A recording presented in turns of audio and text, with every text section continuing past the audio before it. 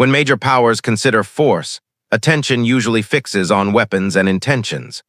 What receives far less scrutiny are the structural pressures that quietly shape outcomes: regional linkages, economic exposure, escalation incentives, and limits on control.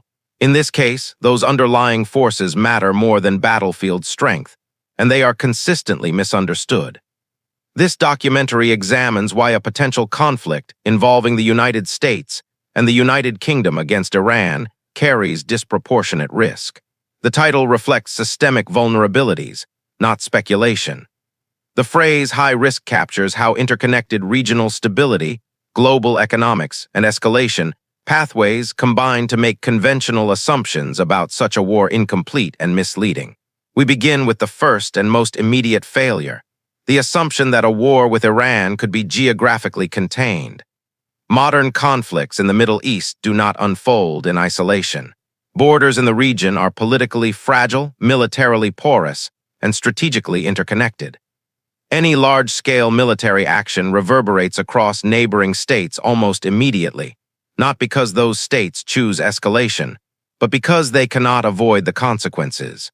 Trade routes, energy infrastructure, refugee flows, and internal security pressures respond faster than diplomatic messaging. Gulf states have repeatedly signaled concern that direct military confrontation would destabilize already strained regional balances. These warnings are not ideological, they are structural.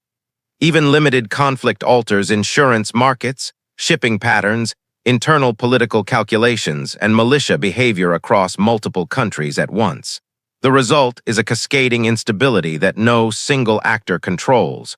This destabilization is not a secondary effect. It becomes the operating environment of the war itself. Military planners may draw lines on maps, but the region does not respect them. Pressure spreads laterally, pulling in actors whose involvement was never formally planned. At this stage, the conflict still appears manageable. The assumption remains that escalation can be controlled and responses calibrated. But that belief rests on a fragile foundation. What makes this instability dangerous is not how fast it spreads, but how quickly it begins to invite retaliation. Escalation in modern conflict is rarely announced.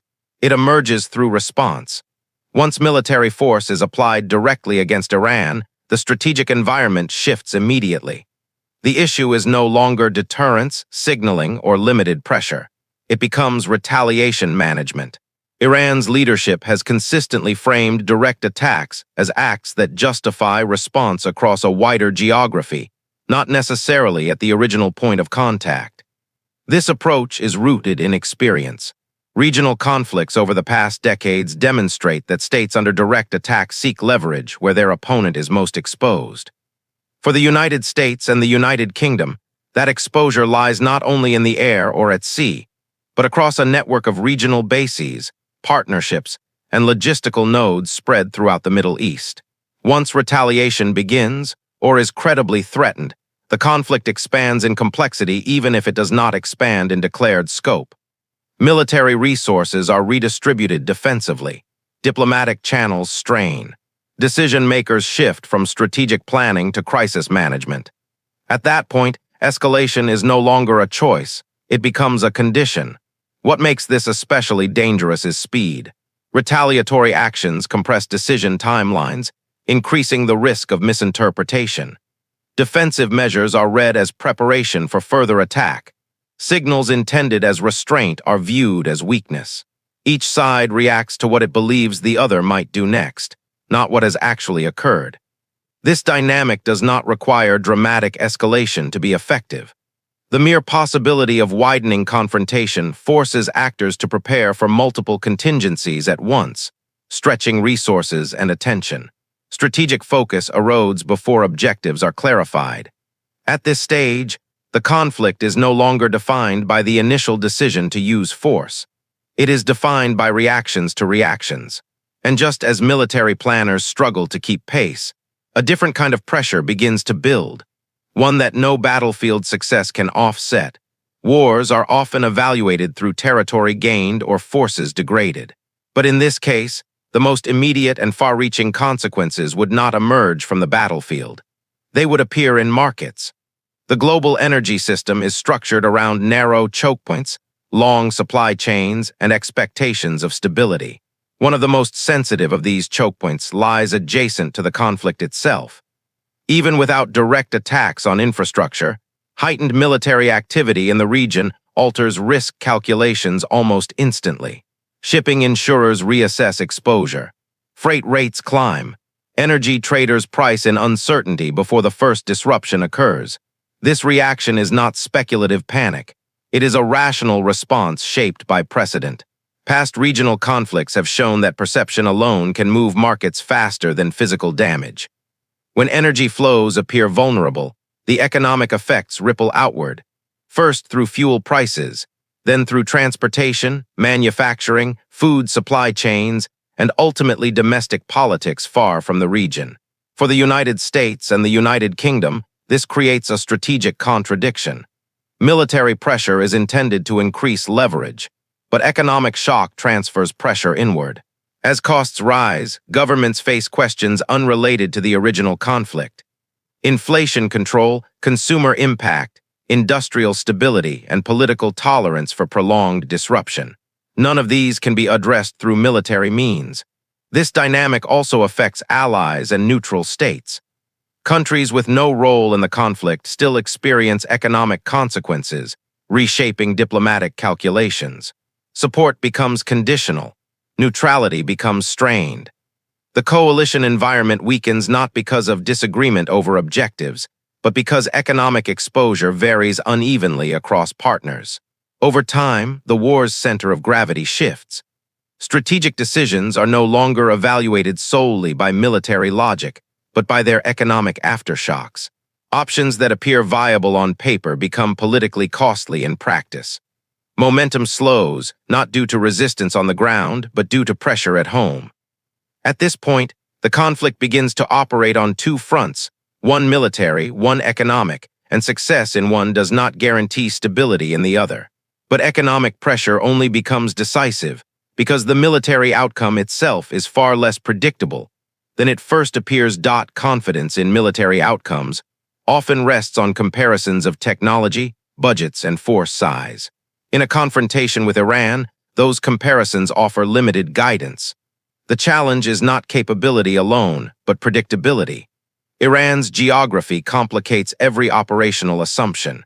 Its size, terrain diversity, and population distribution reduce the effectiveness of rapid, decisive campaigns.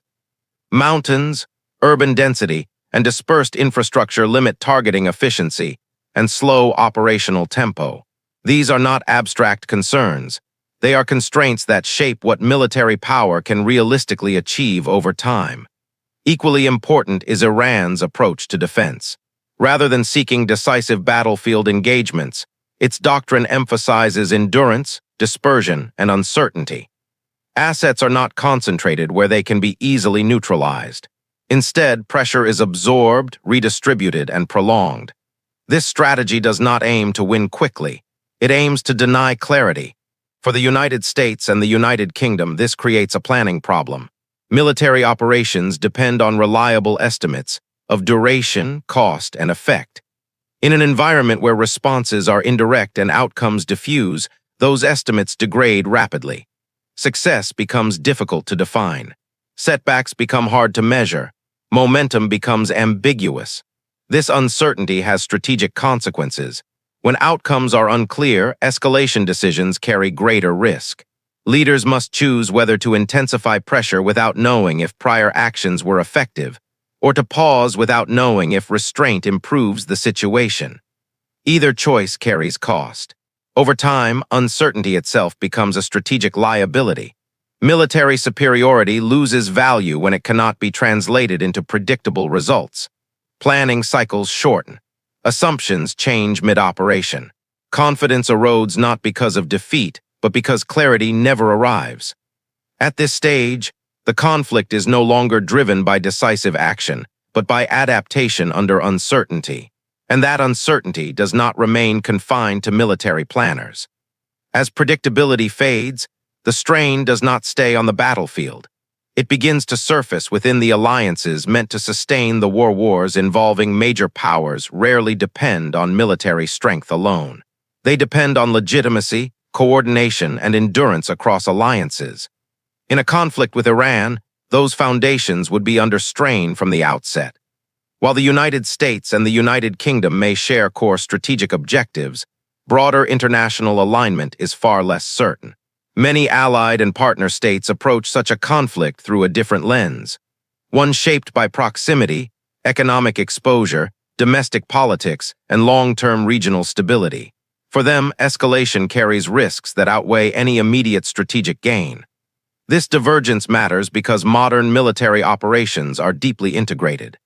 Intelligence sharing, basing rights, overflight permissions, logistics, and diplomatic backing all rely on sustained political consent.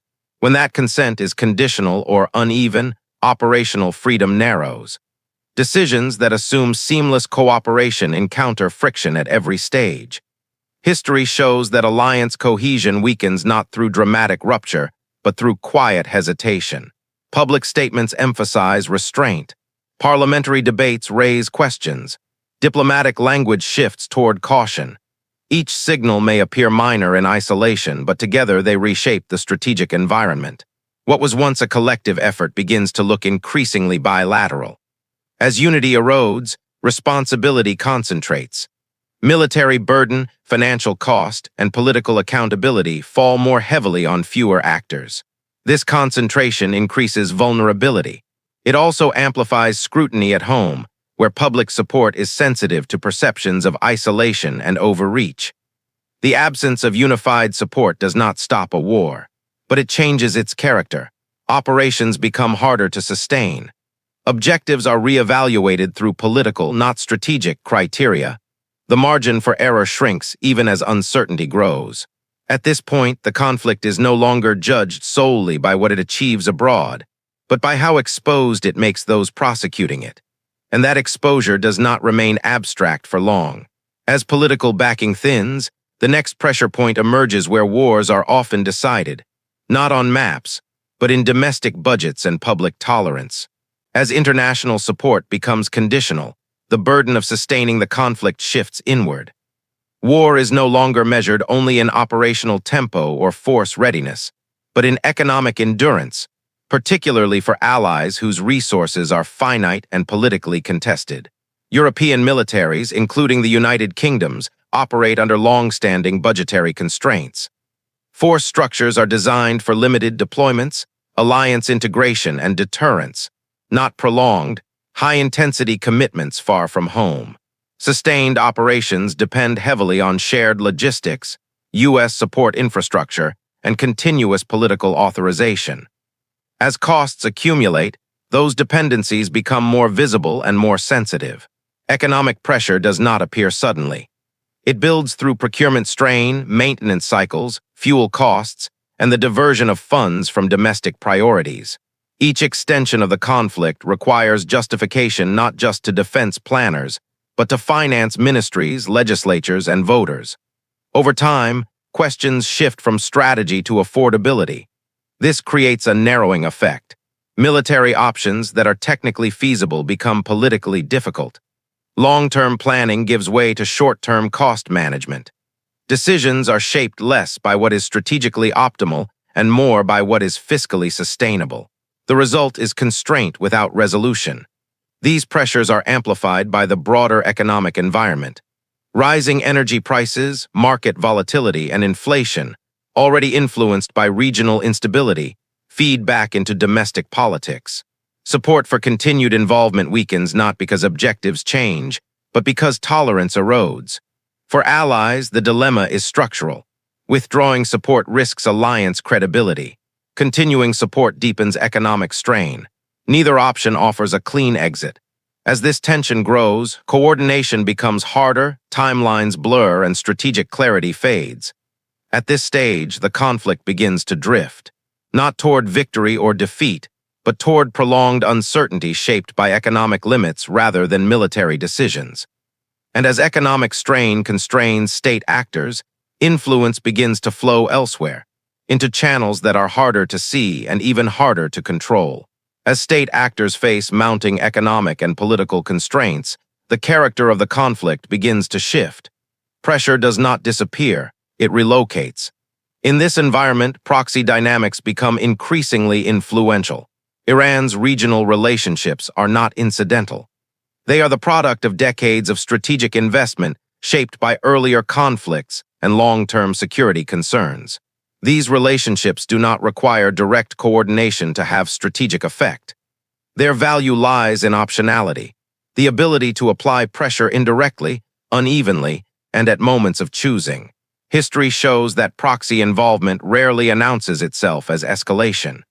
It emerges through localized incidents, political instability, and low-intensity confrontations that appear disconnected at first. Individually, these events may seem manageable. Collectively, they stretch attention, resources, and decision-making capacity across multiple fronts. For the United States and the United Kingdom, this creates a complex dilemma. Responding forcefully to each incident risks widening the conflict. Failing to respond invites further pressure. Either choice carries strategic cost, and neither offers resolution. The conflict becomes fragmented, with no single center of gravity. Proxy expansion also alters timelines. While conventional campaigns are planned around defined phases, proxy conflicts persist indefinitely. They resist decisive endings and operate below thresholds that justify large-scale response. This persistence drains focus and complicates disengagement, even if the original conflict de-escalates. Crucially, proxy dynamics shift agency. Outcomes become influenced by actors whose priorities do not fully align with those of the primary states. Control weakens. Predictability declines further. The conflict evolves into a network of pressures rather than a single confrontation. At this stage, escalation is no longer linear. It becomes distributed, harder to measure, harder to manage, and harder to conclude. And the longer this environment persists, the more its secondary effects begin to outweigh its original causes.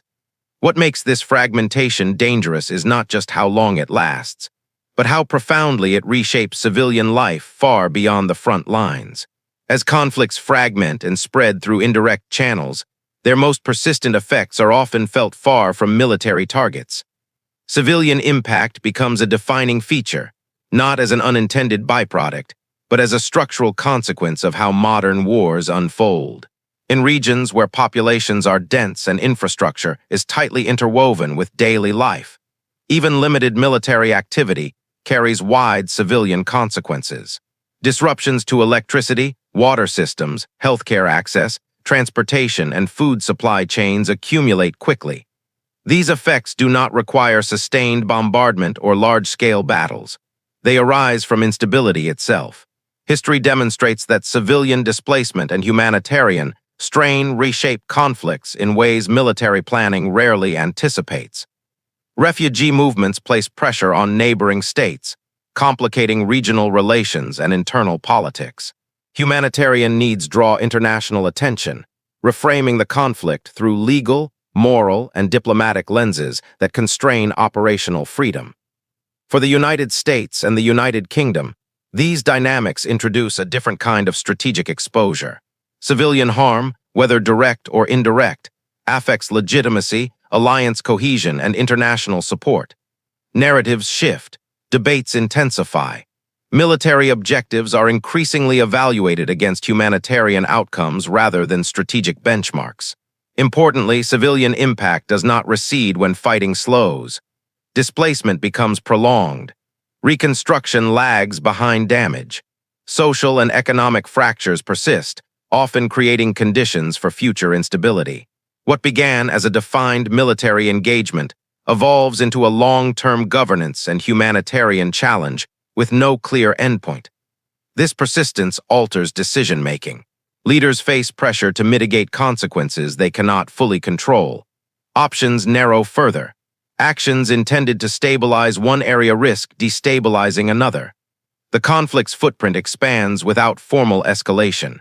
By this stage, the war's costs are no longer measured only in resources or strategy, but in enduring human disruption that shapes regional politics for years to come. And as these consequences settle in, they begin to alter the region itself, reshaping power balances in ways that outlast the conflict that caused them.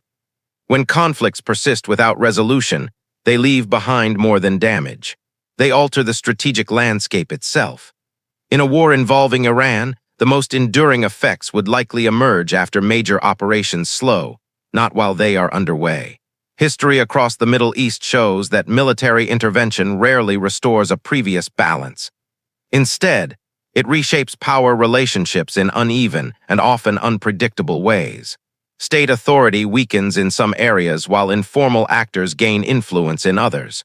Political vacuums emerge where governance cannot quickly recover, and those vacuums become contested space. This instability is not temporary. Disrupted institutions take years to rebuild if they recover at all. Borders remain formally intact, but their practical meaning erodes as smuggling networks, armed groups, and parallel authorities expand. Regional rivalries intensify as states adjust to new uncertainties, often prioritizing short-term security over long-term cooperation. For external powers, this creates a strategic paradox. The original objectives of the conflict, deterrence, stability, leverage, become harder to achieve precisely because intervention has altered the environment. New threats emerge that were not present at the outset. Old ones adapt. The region becomes less predictable, not more secure. This instability also feeds forward. Refugee flows strain neighboring countries. Economic recovery stalls. Diplomatic initiatives face hardened positions shaped by mistrust and fatigue. Over time, the conflict's legacy begins to define regional politics more than the conflict itself. At this point, disengagement becomes complicated, leaving risks abandoning an unstable environment shaped in part by intervention. Staying prolongs involvement without clear strategic gain. The conflict's aftermath becomes a problem with no clean solution. And yet, even at this stage, the most consequential factor has not been military, economic, or regional, but systemic. By the time a conflict reaches this stage, it often appears inevitable in retrospect. Pressures accumulate, options narrow, risks compound. Yet this sense of inevitability is frequently misleading. In the case of a potential war involving the United States, the United Kingdom, and Iran, military confrontation exists alongside enduring diplomatic pathways that have not fully closed. Throughout periods of heightened tension, diplomatic engagement has continued in parallel with military signaling.